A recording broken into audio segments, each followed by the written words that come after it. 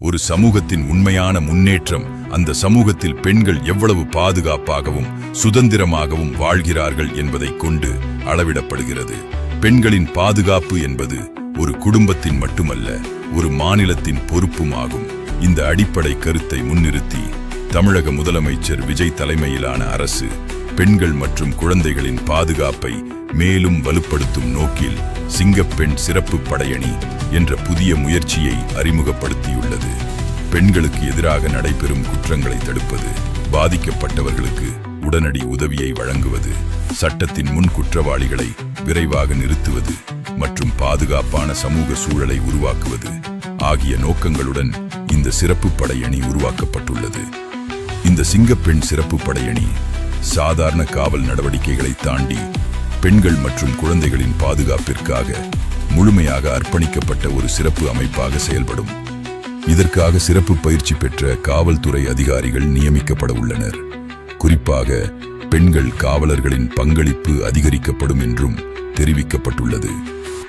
பெண்களுக்கு எதிரான வன்முறைகள், பாலியல் குற்றங்கள், இணைய வழி தொல்லைகள், மனித கடத்தல் போன்ற குற்றங்களை கண்காணித்து அவற்றிற்கு எதிராக விரைவான நடவடிக்கைகளை மேற்கொள்வது இந்த படையணியின் முக்கிய பொறுப்பாக இருக்கும். மாநிலம் முழுவதும் 24 மணி நேரமும் செயல்படும் இந்த அமைப்பு நவீன தொழில்நுட்ப வசதிகளுடன் இணைக்கப்பட உள்ளது. அவசர நிலை உதவி கோரிக்கைகளுக்கு உடனடியாக பதிலளிக்கும் துரித நடவடிக்கை குழுக்கள் அமைக்கப்படும். மேலும் குற்றங்கள் அதிகம் நிகழக்கூடிய பகுதிகளில் கண்காணிப்பு மற்றும் பாதுகாப்பு நடவடிக்கைகள் தீவிரப்படுத்தப்படும். இந்த திட்டத்தின் முதல் கட்ட செயல்பாடுகளுக்காக சுமார் 354 கோடி ரூபாய் நிதி ஒதுக்கப்பட்டுள்ளதாக தகவல்கள் வெளியாகியுள்ளன.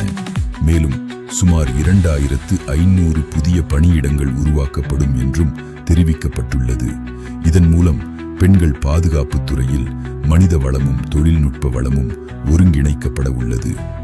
சிங்கப்பெண் என்ற பெயர் பெண்களின் தைரியம், உறுதி, தன்னம்பிக்கை மற்றும் தலைமைத்துவ திறனை பிரதிபலிக்கிறது.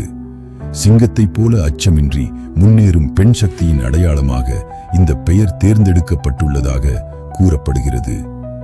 ஒரு பெண் பாதுகாப்பாக இருக்கும்போது ஒரு குடும்பம் பாதுகாப்பாக இருக்கும். குடும்பங்கள் பாதுகாப்பாக இருக்கும்போது சமூகம் வலிமையானதாக மாறும். இந்த அடிப்படை நோக்கத்தை மனதில் கொண்டு பெண்களுக்கு எதிரான குற்றங்களை குறைத்து அவர்களின் அன்றாட வாழ்க்கையில் பாதுகாப்பு உணர்வை அதிகரிப்பதே இந்த முயற்சியின் முக்கிய இலக்காகும்.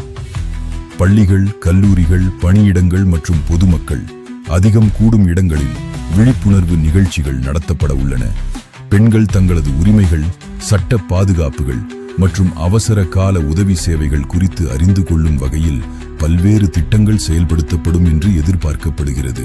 இணையதள பயன்பாடு அதிகரித்து வரும் இன்றைய காலகட்டத்தில் இணையவழி தொல்லைகள் மற்றும் சைபர் குற்றங்களிலிருந்து பெண்களை பாதுகாக்கவும் இந்த படையணி முக்கிய கவனம் செலுத்தும்.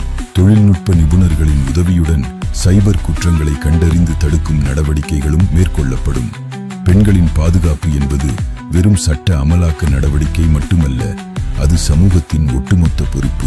அரசாங்கம், காவல்துறை, கல்வி நிறுவனங்கள், குடும்பங்கள் மற்றும் பொதுமக்கள் இணைந்து செயல்படும் போது மட்டுமே பாதுகாப்பான சூழலை உருவாக்க முடியும். சிங்கப்பெண் சிறப்பு படையணி பெண்களின் பாதுகாப்பை வலுப்படுத்தும் ஒரு புதிய அத்தியாயமாகவும் பாதுகாப்பான தமிழ்நாட்டை உருவாக்கும் முக்கிய முயற்சியாகவும் பார்க்கப்படுகிறது.